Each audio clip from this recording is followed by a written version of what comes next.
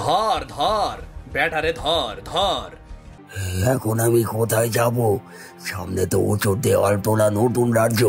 রানী চন্দ্রাবতী প্রতিবারের মতো এবারেও একটা মৃত সন্তানের জন্ম দিয়েছেন। তাই তো আমি তোমাকে এই অন্দরমহল থেকে বের করে দিচ্ছি। ফণীন্দ্র টিয়াটাকে নিয়ে বাড়িতে চলে যায়। এই ফলটা খেয়ে নে, এতে তোর ভিতরে দৈবভাবে একটা সন্তান তৈরি হবে।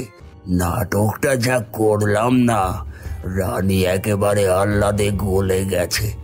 আপাতত আমার কাজ শেষ।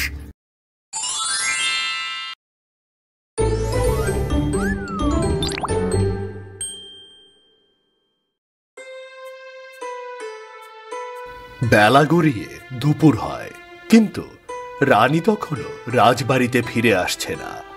রাজা বিক্রম সিংহ বারান্দায় বসে চিন্তায় ছটফট করছে। এতটা সময় চলে গেল, কিন্তু রানী এখনো ফিরে এলো না।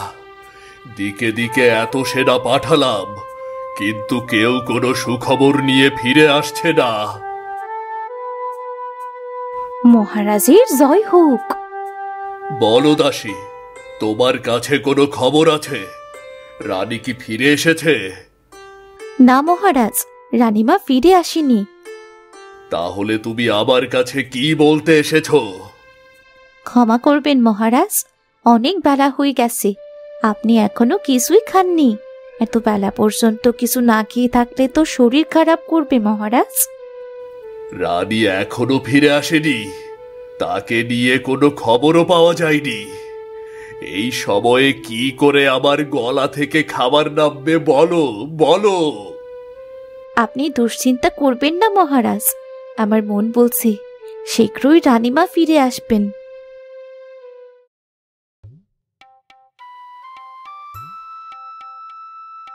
রানীমা? হ্যাঁ তাই তো, সাথে তো আবার একজন তান্ত্রিক। তার মানে মহারানী ফিরে এসেছেন। এই খবর এখনই মহারাজকে জানাতে হবে। মহারাজকে খবরটা জানাতে সেনা ছুটে চলে যায়। পথে বসে মন্ত্রীর সাথে সেনার দেখা হয়। এ কি সেনা, তুমি এভাবে ছুটে যাচ্ছ কেন? রাজ্যে কি কোনো শত্রুর আক্রমণ ঘটেছে নাকি? শত্রু? কই না তো, শত্রু আক্রমণ করতে যাবে কেন?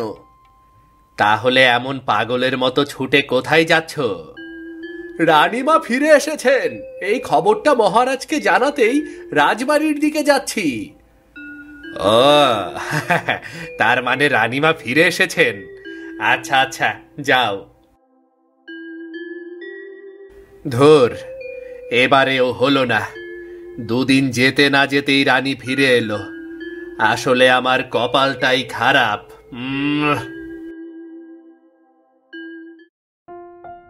এদিকে সকাল থেকে মাধবী ভীষণ অসুস্থ। বিছানা থেকে সে উঠতে পারছে না। এই দেখে ফণীন্দ্র বেশ চিন্তায় পড়ে যায়। হঠাৎ তোমার কি হয়ে গেল বলো তো মাধবী? কালকে রাত পর্যন্ত তো তুমি ঠিকই ছিলে। তুমি বৃথাই চিন্তা করছো, আমার কিছুই হয়নি, আমি ঠিক আছি। না, তুমি একদমই ঠিক নেই। তুমি তো বিছানা ছেড়ে উঠতেই পারছো না। আরে এমনটা হয়েই থাকে, এ নিয়ে এত চিন্তা করতে হবে না। তোমার বউ ঠিকই বলেছে, এই সময়ে এমন একটু অসুস্থতা হয়েই থাকে। টিয়া, তুমি আমার বউয়ের মতো কথা বলতে শুরু করেছো। আমার তো মনে হচ্ছে এখন বদ্যি ডাকতে হবে। তুমি তো দেখছি কিছুই বুঝতে পারো না। আরে তোমার বউয়ের কিচ্ছু হয়নি, তোমার ঘরে নতুন অতিথি আসতে চাচ্ছে। কি? এসব কি বলছো মাধবী? টিয়া এসব কি বলছে? সত্যি? হ্যাঁ গো হ্যাঁ, সত্যি। সৃষ্টিকর্তার আশীর্বাদে এবার হয়তো আমাদের মুখে হাসি ফুটবে। টিয়া, আস্তে আস্তে তোমার কথাই সত্যি হয়ে যাচ্ছে। আমাদের জীবন পরিবর্তন হতে শুরু করেছে। ধৈর্য ধরে থাকো, এখনো অনেক পরিবর্তন আসবে। তোমাদের জীবনে অনেক ভাঙা গড়া অপেক্ষা করে আছে, শুধু সময়ের অপেক্ষা। রানী, কোথায় চলে গিয়েছিলে তুমি? গোটা একটা দিন কোথায় ছিলে? কেন মহারাজ, আপনিই তো বললেন আমার দুই চোখ যেদিকে যায় সেদিকে চলে যেতে। আমাকে ক্ষমা করে দাও, তোমাকে এমনটা বলা ঠিক হয়নি। আসলে একটা সন্তানের লোভে আমি অন্ধ হয়ে গিয়েছিলাম। হিতাহিত জ্ঞান ভুলে আমি তোমাকে অপমান করেছি, আমাকে ক্ষমা করে দাও। এখানে আপনার কোনো দোষ নেই মহারাজ, অন্য কেউ হলেও একই কাজ করত। কিন্তু রানী, তোমার সাথে এই তান্ত্রিক মহাশয় কে? মহারাজ, উনি আমাদেরকে সাহায্য করেছেন। উনার আশীর্বাদে আমি একটি দিব্য সন্তান লাভ করেছি। শীঘ্রই আপনি পুত্র সন্তানের মুখ দেখবেন। সত্যি? তুমি একই শোনালে রানী আমাকে, তুমি একই শোনালে। রানী একদম ঠিক কথা বলেছে মহারাজ। খুব শীঘ্রই ঘর আলো করে আপনার একটা পুত্র সন্তান আসবে। আপনার প্রতি কৃতজ্ঞতা জানানোর ভাষা আমার জানা নেই তান্ত্রিক মশাই। আমার মতো খুশি মানুষ এখন এই জগতে আর কেউ নেই। এই খুশিতে রাজ্য জুড়ে আনন্দ উৎসব হবে। কিন্তু মহারাজ, এই তান্ত্রিক মহাশয়ের বনে বসে কাজ করতে খুবই অসুবিধা হয়। রোদ, বৃষ্টি, ঝড়ে তাকে একটা পাতার কুটিরে থাকতে হয়। তাই তান্ত্রিক মহাশয়কে আশ্রয় দেওয়ার জন্য আমি তাকে রাজবাড়িতে নিয়ে এসেছি। আসলে মহারাজ, বুঝতেই তো পারছেন, আমাকে বনে বনে ঘুরে বেড়াতে হয়। আমার কোনো স্থায়ী ঘর বাড়িও নেই যে সেখানে গিয়ে থাকবো। যদি আপনার কোনো অসুবিধা হয় তাহলে আমি রাজবাড়ি থেকে চলে যাব।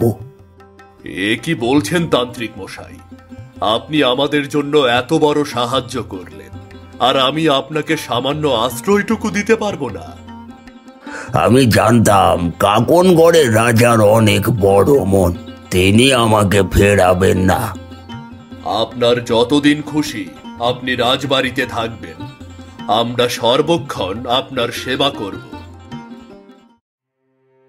ফণীন্দ্ররে এত করে বললাম জমিটা আমার কাছে বিক্রি কর, ও আমার একটা কথাও শুনলো না।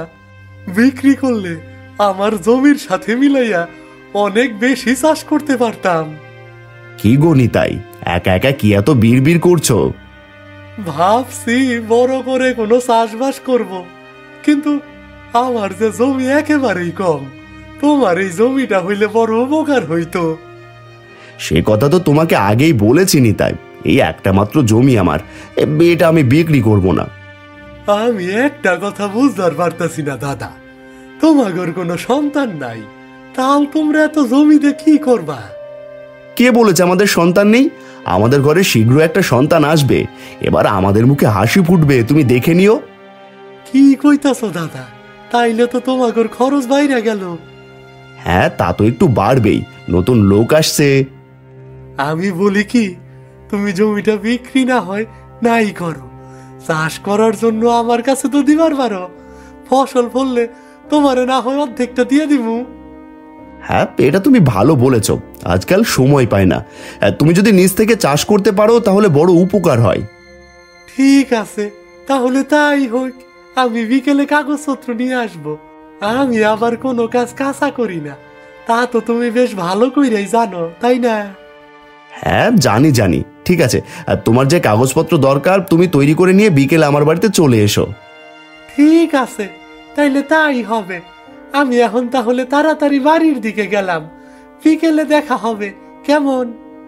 আমি জানতাম ফণীন্দ্র আমার দেওয়া টোপ গিলবো। এইবার শুধু সুযোগ মতো মাছকে বড়শিতে গাঁথার অপেক্ষা।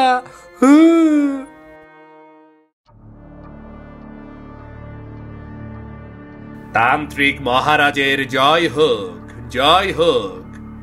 হায় হায়, কে বাছা তুই? আমি এই রাজ্যের মন্ত্রী। রাজ প্রজাদের সবার মুখে মুখে আপনার কথা শুনলাম, তাই তো মনে আপনার সাথে দেখা করার বড় ইচ্ছা জেগেছে আমার। তা বেশ তো, আয় আমার কাছে আয়।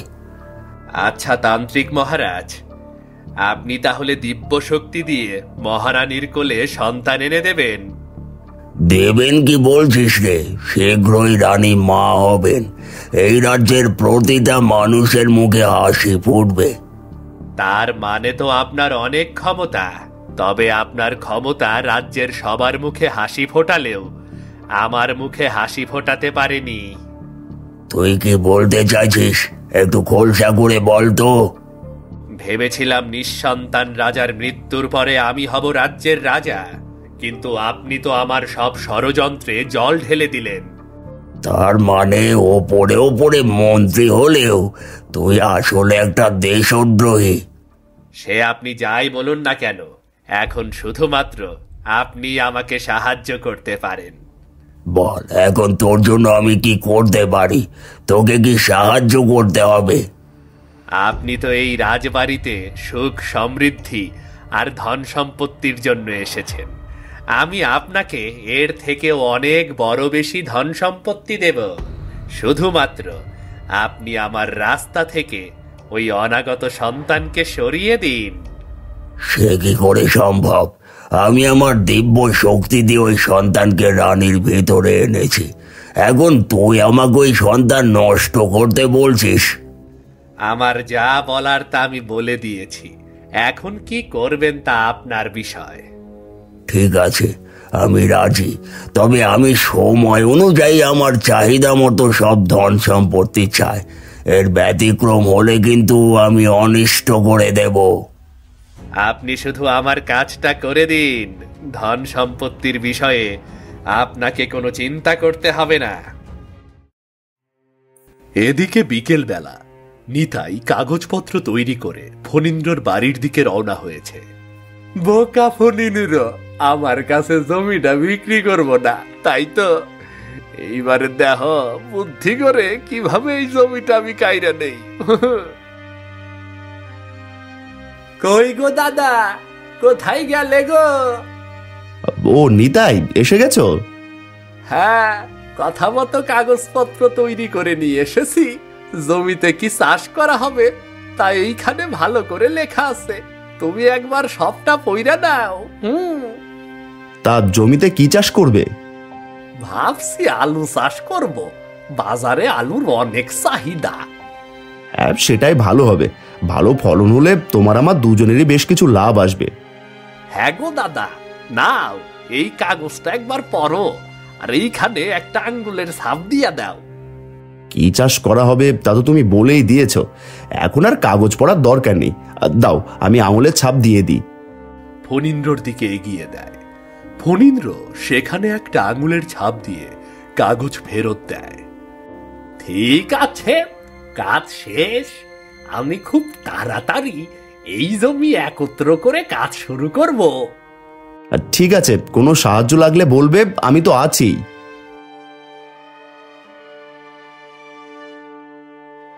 বোকা ফণীন্দ্র, একবারের জন্য টের পেল না কিভাবে এই জমিটা তোমার হাত থেকে আমার হাতে চলে এলো। এবারে এমন প্যাচ কষবো না, কেঁদেও কুল পাবে না।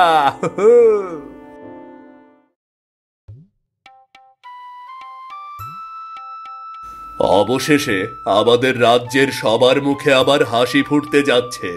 কি বলো রানী, তাই না? হ্যাঁ মহারাজ, আপনার মুখে হাসি ফোটা মানেই তো রাজ্যের সবার মুখে হাসি ফোটা। সৃষ্টিকর্তা আছেন, তা না হলে এ সময় তান্ত্রিককে আমরা কোথায় পেতাম? ঠিক বলেছেন মহারাজ। তবে আপনি শুধু শুধুই নিজেকে দোষী ভাবছেন। চিন্তা করে দেখুন, আপনি আমাকে রাজবাড়ি থেকে তাড়িয়ে না দিলে তান্ত্রিকের সাথে কিন্তু আমার দেখা হতো না। তা হয়তো হতো না, কিন্তু তোমার সাথে যে আমি ব্যবহার করেছি তা আমি সত্যি এখনো মেনে নিতে পারছি না রানী, কিছুতেই মেনে নিতে পারছি না। এখনো সব কথা ভেবে কষ্ট পাবেন না, এখন আমাদের আনন্দের দিন। হ্যাঁ রানী, তুমি একদম ঠিক বলেছ। আচ্ছা, তান্ত্রিক মশাইয়ের দেখভাল ঠিকভাবে করা হচ্ছে তো? হ্যাঁ মহারাজ, সে নিয়ে আপনি কোনো চিন্তা করবেন না, আমি একটু আগেই উনাকে খাবার দিয়ে এসেছি। দাস দাসীকে বলে দেবে যেন ওনার কোনো অসুবিধা না হয়। উনি অসন্তুষ্ট হলে কিন্তু আমাদের অমঙ্গল হবে, কেমন? ঠিক আছে মহারাজ, আমি সার্বক্ষণিক খেয়াল রাখব।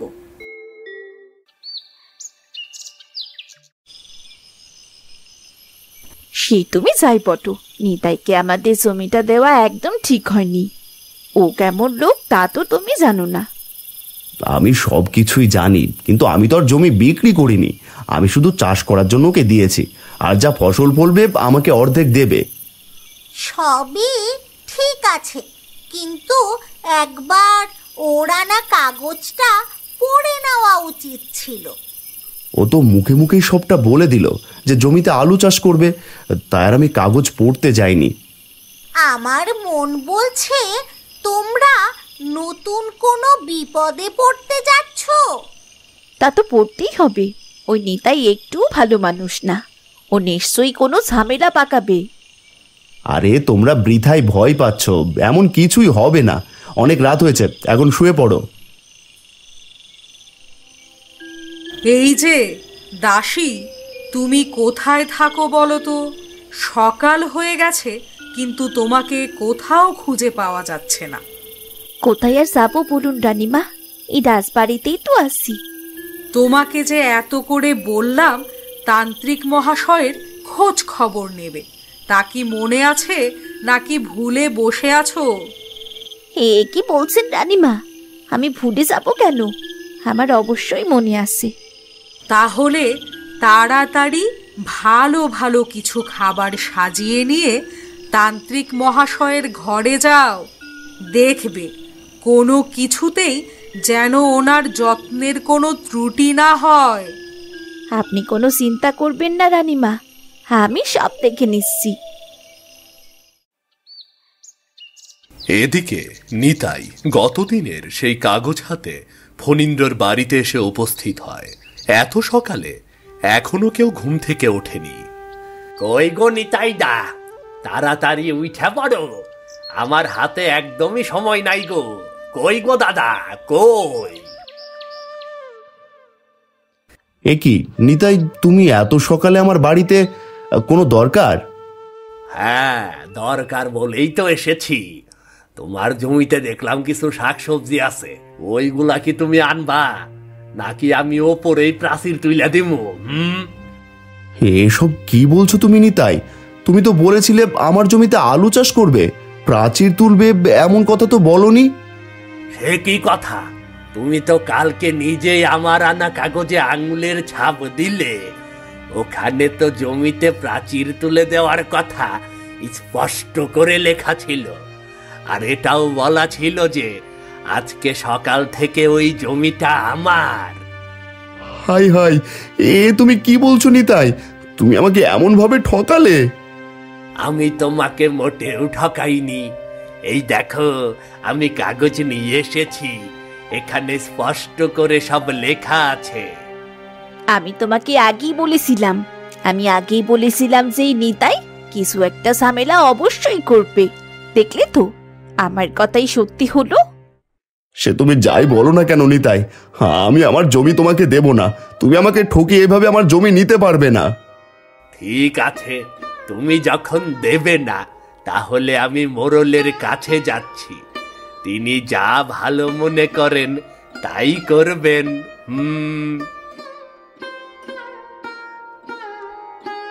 আমি বলেছিলাম তোমাদের ওপর একটা বিপদের আশঙ্কা আছে। দেখলে তো, সকাল হতে না হতেই আমার কথা ঠিক ফলে গেল। এখন কি হবে? ঢাকার ভেতর ওই একটি মাত্র জমি তো আছে, ওটা যদি হাতছাড়া হয়ে যায় তাহলে যে আমাদের না খেয়ে মরতে হবে। আমি কি করব কিছুই বুঝতে পারছি না।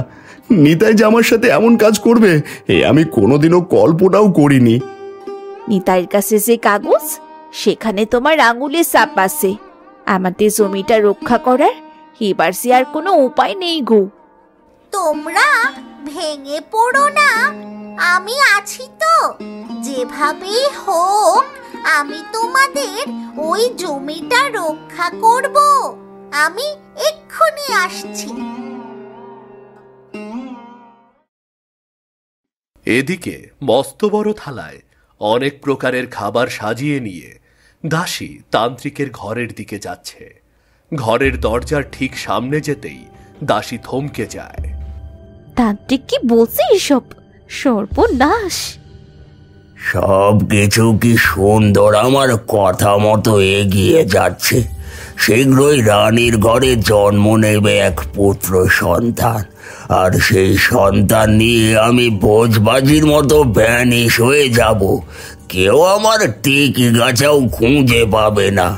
তারপর ওই পুত্র সন্তানকে বলি দিয়ে আমি হব পৃথিবীর সর্বশক্তিমান তান্ত্রিক। এরপর কি হতে যাচ্ছে? তান্ত্রিকের ষড়যন্ত্র কি সত্যিই সফল হবে, নাকি দাসী তান্ত্রিকের এই কথা মহারাজের কানে দিয়ে দেবে? অন্যদিকে ফণীন্দ্রেরই বা কি হবে? টিয়া কি তার জমিটাকে রক্ষা করতে পারবে? এই সকল প্রশ্নের উত্তর জানা যাবে পরবর্তী পর্বে। পরবর্তী পর্ব সবার আগে দেখতে চাইলে আমাদের চ্যানেলটি সাবস্ক্রাইব করে আমাদের সাথেই থাকুন। ধন্যবাদ।